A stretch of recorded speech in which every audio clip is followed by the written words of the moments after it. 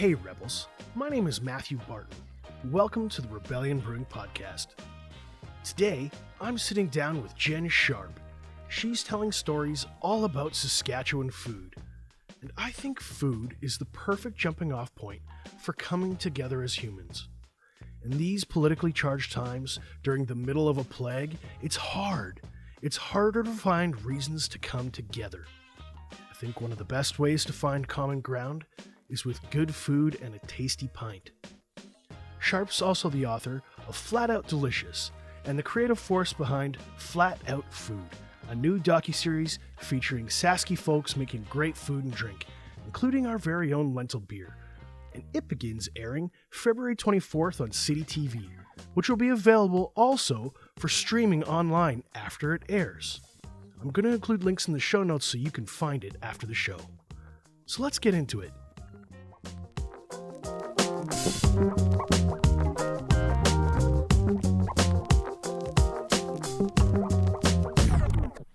Jenn, welcome to the show. Well, hi, Matthew. Thank you for having me. How's it going? Well, the day we are talking, it's in the middle of this polar vortex in Saskatchewan. So it's minus 35, minus 40, maybe a bit colder. But you know what? I still love Saskatchewan. Still grateful to be here and finding ways to, like you said, connect over food and good stories. I was feeling a little bit weak. I wore long johns to the office today. I was like, I'm tough. I'm from Saskatchewan. I can take this. And I'm like, no, I can't. I need layers today. So I actually went and stood out in the snow barefoot this morning, just saying hello to the world and a little wake up and feel alive call. Do you still have all your toes? Yes, but I didn't stay out very long. What is it they say at minus 35? It's 30 seconds until you get frostbite or something? Yeah, something like that. So I've made it like 30 seconds probably. So for people who don't know, what is your background?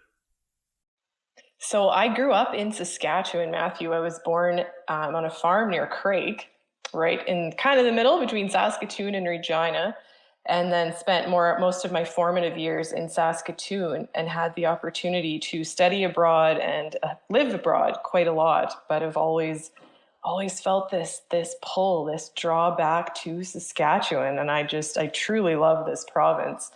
I worked at the Star Phoenix in Saskatoon as a journalist for several years and the Leader Post in Regina. I took care of QC, which is an urban weekly magazine that I believe is still in publication, I hope, in Regina, and its sister publication in Saskatoon, which was called Bridges. And then I took off for a few years and I went training horses in Spain and had a heck of an adventure.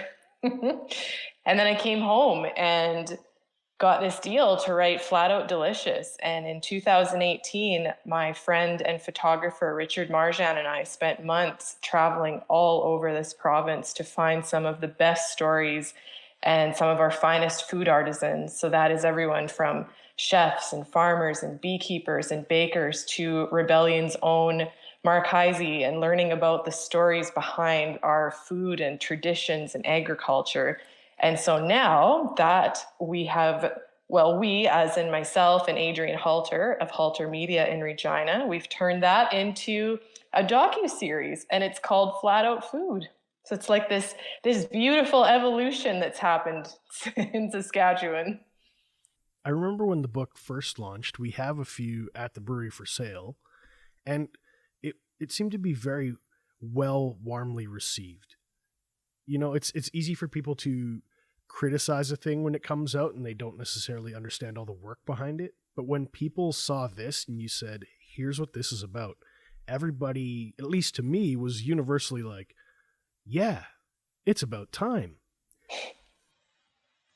Yeah, well, you know, I think it was about time. And this is actually the very first episode of the docuseries. This comes up in the dinner scene too, that I really feel, and many of us feel, that we've been humble for too long in Saskatchewan. Like, we've got some awesome things going on, which you know about through all the fascinating people you get to talk to in this podcast.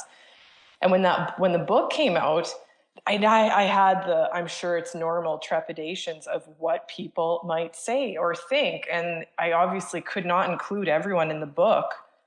And there could have been much more than the 167 stories, which is a lot, right? But at the same time, I also knew I needed to distance myself and not let other people's thoughts and opinions control me, because then I'm living in a prison. And so, you just got to distance yourself from it and know what you're putting out there is worthy and worth it. And of course it was, because it's not my stories, it's Saskatchewans. It's all these beautiful stories about what goes into our communities and our food systems. And I think it was well received because it's stories that we can all relate to and care about. When you look back on the book and the show, is there a particular story that stood out to you as something you'll never forget? I think it's the episode in the show, and also the day that we spent with the chefs when we were doing the book research, foraging for chanterelle mushrooms in northern Saskatchewan in the boreal forest. And I had heard about them. I'd written about food for several years, as I told you, with the newspapers. And I tasted them, but I had never found them in the forest and tasted a fresh wild chanterelle picked straight from the forest floor with, little bits of dirt and maybe some moss on it. I'd never done that before, and I didn't know how to forage for them. And so when we did the book research, two Saskatchewan chefs, they own Hearth Restaurant, Thane Robstad and Beth Rogers, they took us foraging. And it was just like a scene from a movie. And I was like a little kid on Christmas morning. And then we got to relive the whole thing again this last summer in 2020, doing the docuseries and filming. We spent 12 hours in that forest with those two chefs and also Christy Peters from Primal Restaurant in Saskatoon.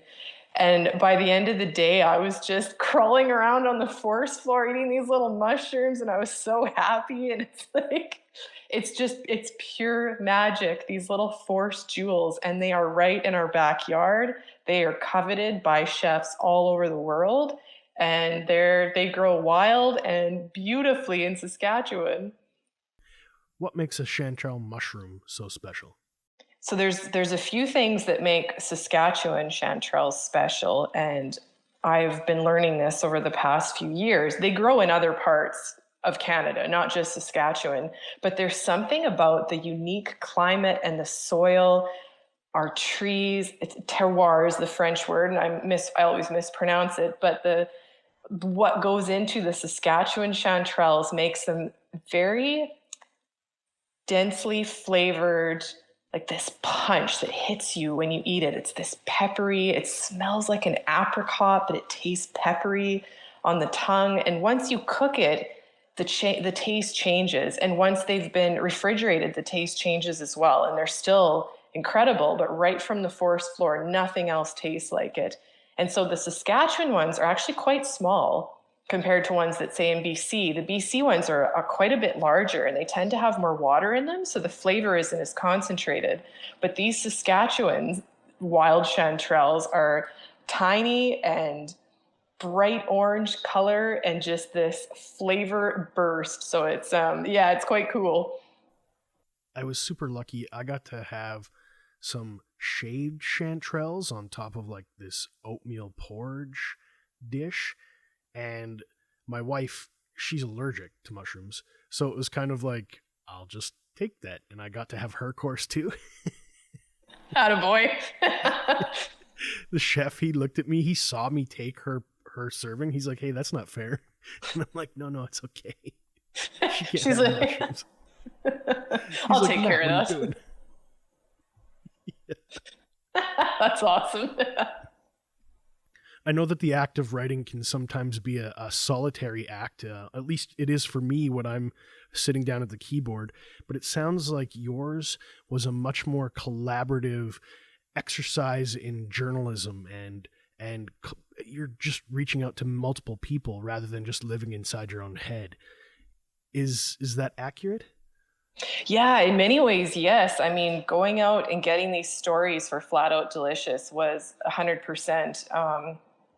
Really the best stories I find come when I take myself completely out of the interview, out of the occasion, and let the energy of what that person is saying start flowing through me and really connect with them and the importance of what they're telling me. And now this isn't the case for everyone, of course, and it wasn't the case for everyone in the book, but I will say the majority of those stories, I got on like that farmer's field or stood in that rancher's pasture looking at his cattle and started hearing him tell me why he uses rotational grazing to build soil health, or why he's using intercropping to grow his lentils. And he or she just so passionate and devoted to these methods of growing food, or the chefs that are creating these meals from scratch using locally sourced ingredients and intentional love going into every dish. And it's like, wow, this story is so much bigger than me.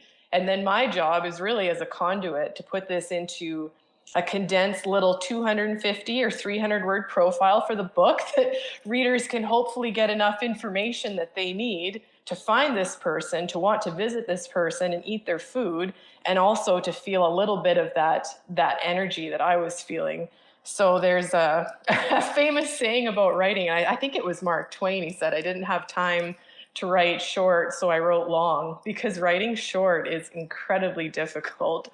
So when it came time to write the manuscript, which was tens of thousands of words long, of course, and being out on the road was so much fun. Like, I was road tripping with one of my best friends, and we were camping on the road and visiting all these cool places. And then it was winter, and it was time to write the manuscript alone in my condo in Saskatoon. I said, okay, this is not so much fun anymore.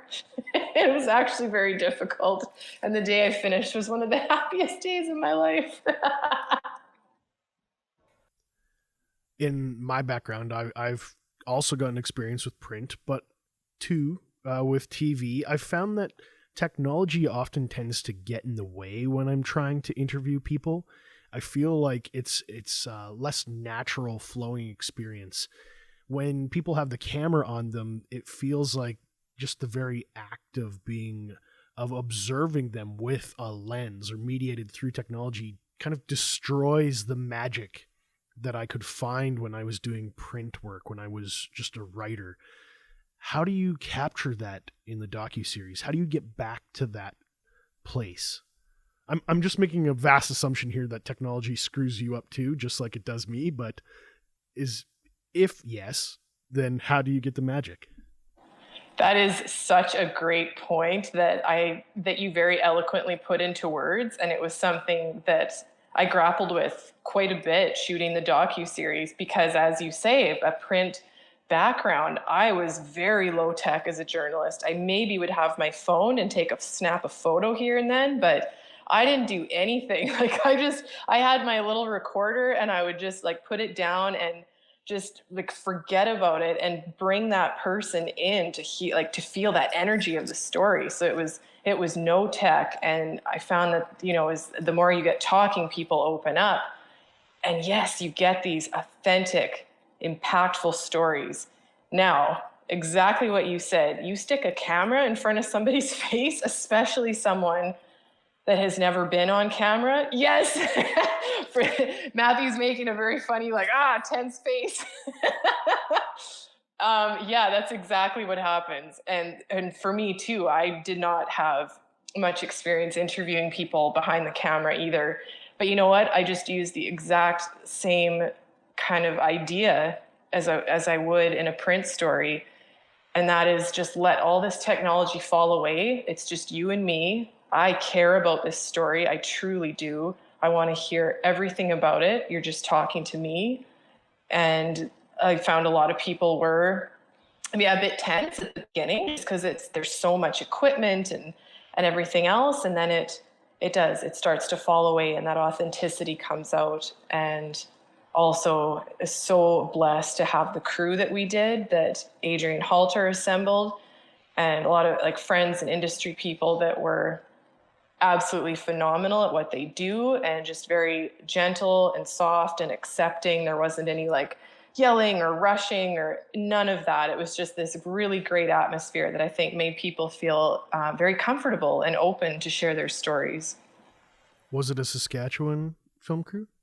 It was. We are very proud of that. Everyone except for one person is from or living in Saskatchewan in both our production and post-production crew.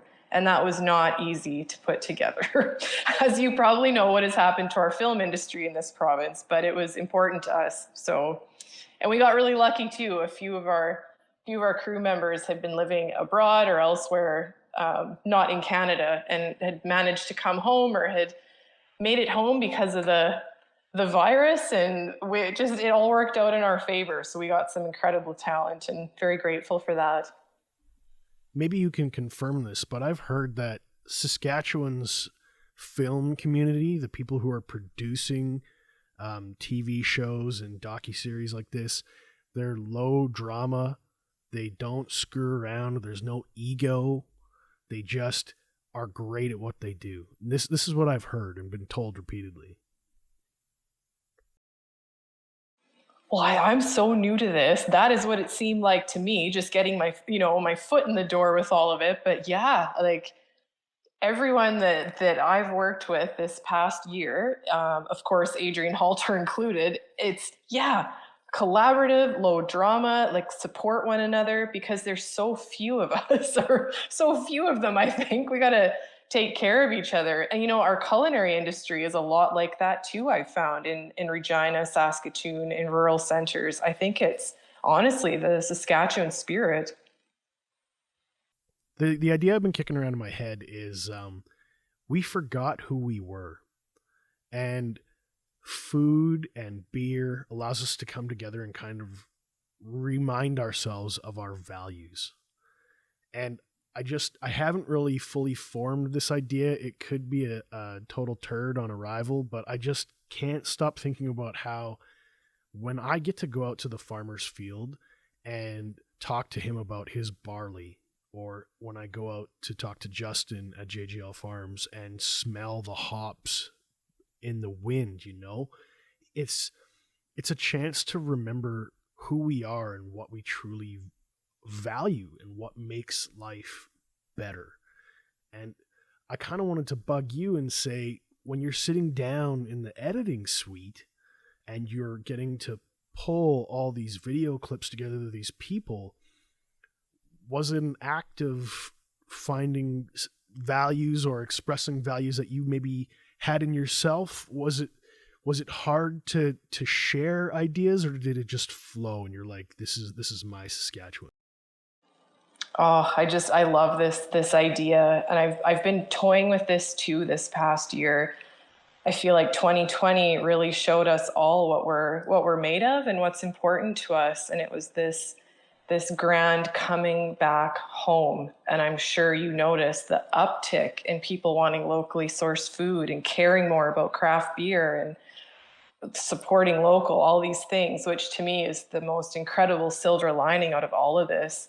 So when it comes to the docuseries, we both, Adrian and I and myself, are producing it. We said from the get-go, we had ideas of the stories that we wanted to tell and formats for each episode and the ingredients and tracing it. But we also wanted to be very open to how the story might evolve and where the story might take us. And it took us on some incredible, unexpected journeys that feel even more poignant now, putting this all together in the end of 2020, beginning of 2021, and seeing how these stories can help shape what Saskatchewan is all about. And so I'll give you one example of this that always sticks in my mind because it's incredibly powerful. And it's from the community of Shaunavon, which is in southwest Saskatchewan. And there's one of the provinces, if not Western Canada's best restaurant in that town. And it is called Harvest Eatery. If you haven't been there, please go. It is worth the road trip. But the other story in that town is the butcher shop right across the street from the restaurant. And this is where the restaurant owners get their beef and some of their other meats from. And so the owner of the butcher shop is a cattle rancher, and he lives about 20 miles out of town. Him and his family have raised cattle for generations. And I don't remember how many years ago it was, they opened the butcher shop in town. And just last year, they opened a slaughtering facility as well. So now these cattle ranchers have complete control over their supply chain. They know exactly how those cattle are raised. They know what they're being fed from calf to plate, if you will. They are controlling, they're knowing how their end of life is happening, that they're given respect. There's no feedlot operation. It's to the slaughterhouse, to the butcher shop, and the supply chain is very, very small, like maybe 30 miles. And their customers have come to rely and depend on that. They know that's where they can get really good quality beef. They know who raised it. They know where it came from. And the coolest part about all this is that when the grocery stores had like some problems with keeping meat and food on the shelves, the global supply chain broke down, and we saw the slaughter plants in Alberta, which is where 95% of Canada's cattle are processed, which is a little ridiculous, but that's a topic for another day. So those shut down because of the COVID outbreaks, right? And so then there's a beef shortage and the prices went up. Ranchers were getting paid less for beef. Grocery stores were charging more, but the middlemen were the ones making the money. The grocery stores weren't making more because they had to pay more to get that processed beef. Now, at Ranch House Meats in Shaunavon, he did not raise his prices a cent because, and these are his words, I'm not here to gouge people. I'm here to feed my community. And honestly, when we get to the roots of it, Matthew, exactly what you were saying, this is what farmers' jobs have always been, to feed their community, to take care of their community. And that's this other story that came out in the beef episode of Flat Out Food of how one rancher is doing exactly that. You just put chills up my spine. Woo! It's like you get to tell me a story that reminds me this is who Saskatchewan is. This is what makes us who we are. When a farmer says, I can take care of my people in a time of crisis, I'm not going to exploit them to the bone. I'm going to make sure they have food on their table. I'm going to give them the dignity they deserve. That's Saskatchewan to me. You just put a chill on my spine now. Yes, that is exactly what it is. And that is what we're coming home to. I truly feel that in my heart. This docuseries, my book, it's all just small ways that help remind people what we're capable of, who we are, how we take care of each other in times of crisis, what's available here. And it's all tied back to that spirit, of who we are. I also, too, have a Harvest Eatery story, if you would permit me. I would love to hear it. So I have not yet been to the restaurant proper, but a whole bunch of our staff has been.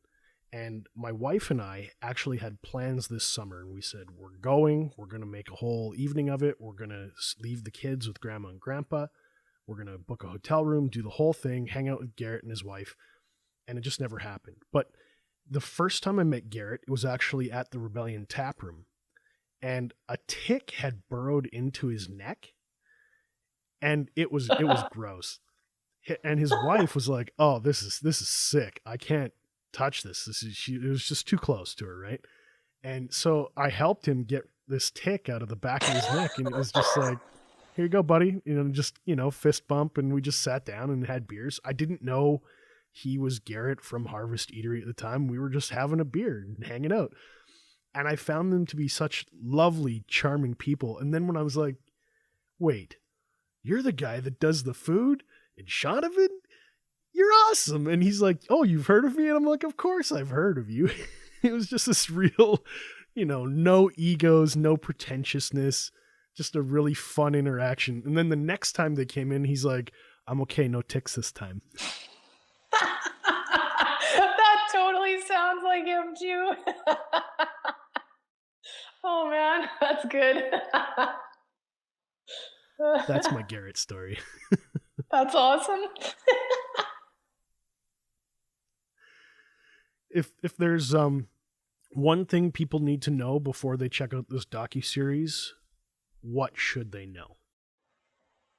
I would like them to know, or I would like them to think about, rather, having an open mind. Have an open mind and be open to what you might discover in this docuseries and the different stories and the things that you might not have even have thought are possible. And I would like them to know that eating locally, drinking locally made craft beer, buying locally made artisanal products is not as unreachable or unattainable or unaffordable as some may have made it out to be. And let's just think about the marketing messages out there that are telling us to consume, consume, consume with really low quality products and food and beverages overall that are imported from other places and are not true to our home. And if we can look at things from a little more of a quantity over quality mindset and invest in some really beautiful craft beer like your lentil cream ale, then we're all the better for it, I think. So I hope this show inspires a little of that. I find it wild that you just brought that idea up, because literally last night, Mark and I are sitting there and I was complaining because there's this podcast series about food, and it was talking about how science had been misused, and they were doing these longitudinal studies with people to say, how can we make food not only more addictive, but how far can we push food and ingredients to not resemble food to make more profit? So it's like there's less nutrition, less actual real food present in the product. In the final end thing, how far can we take it away from being actual food before the consumer says, I refuse to eat that, or I refuse to pay for it, just to make a buck? And then Mark looks at me and he goes, that's what the big guys did with beer. He's like, it's the guys like us who are taking it back to barley, yeast, hops, and water and not screwing around. He's like, we're taking it back to the real thing. So I like that you kind of are already in that same mindset. Oh, I love how you said that too. This idea of food as a commodity, which it is, but it's entered our psyches as well, that food is something that is meant to be fast, convenient. It can taste okay. It doesn't really matter. Huge portions, and it doesn't really matter where it came from as long as it fills us up. And this has been perpetuated since after World War II, really, with the advent of convenience foods, fast foods, microwaves, and it was really pushed as this luxury item. You know, you spend less time in the kitchen, pop in this microwave dinner, and then it's gone through and through till now. I mean, you go in any grocery store and you walk down any aisle, pick up a bag of whatever, it's not food anymore. It is hyper processed. You can't pronounce half the ingredients. Our bodies don't know how to process that. Our bodies are like, what are you feeding me?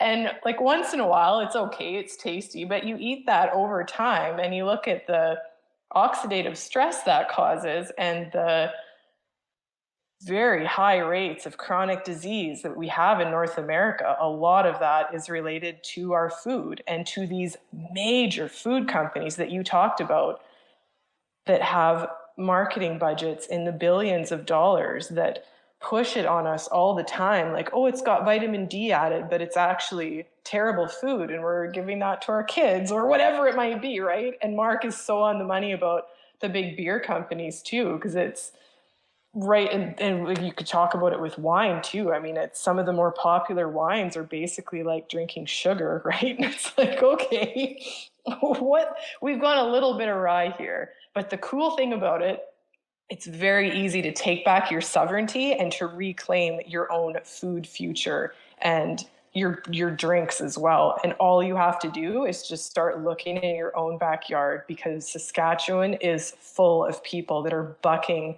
this big food commodity trend and are coming back home to basics. It feels like we've come full circle in this conversation where your books and your docuseries get to kind of break that cycle. You get to say, here's some really good things. Remember who you are. And it's through food and drink. And it's real. It's not this manufactured processed garbage. It's authentic and true and better for you. Oh, that's you just said that so beautifully. Yeah, remember who you are. And I think another thing that 2020 has shown us is how disconnected a lot of us were, and how a lot of us turned back to basics, spending time with our family, baking bread, cooking at home, spending more time in nature. taking time to enjoy a meal with friends over Zoom or in a favorite restaurant with a small group or at home, whatever it might be, we realized how busy, I hate that word, busy we were, and how stressed we were. And we were running around like chickens with our heads cut off. What were we achieving? And now it's like, okay, we've had almost a year now to really think about it and reevaluate.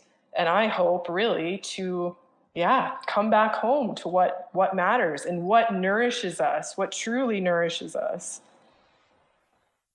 Well, Jen, I want to thank you for your contribution to Saskatchewan culture, especially with food and drink. Oh, thank you. That's very kind of you. I'm going to include links in the show notes, so everybody who finds us online can check out the show when it airs and can find your book and find the blog. Is there anything I'm missing that people should check out? Well, we have to tell people to make sure to watch the second episode on March 3rd, and it will also stream online and live online if you miss that date, because that is the episode that features Mark and Rebellion Brewing and your lentil cream ale. And we dive into the story behind it, how the lentils are grown, what we're doing with lentils in Saskatchewan, and about this beer that has put Saskatchewan on a global craft brewery map, if I may say so. So it's an awesome episode. I can't say enough good things about it. And yeah, make sure you watch that. Jen, thanks for your time. Thank you so much, Matthew.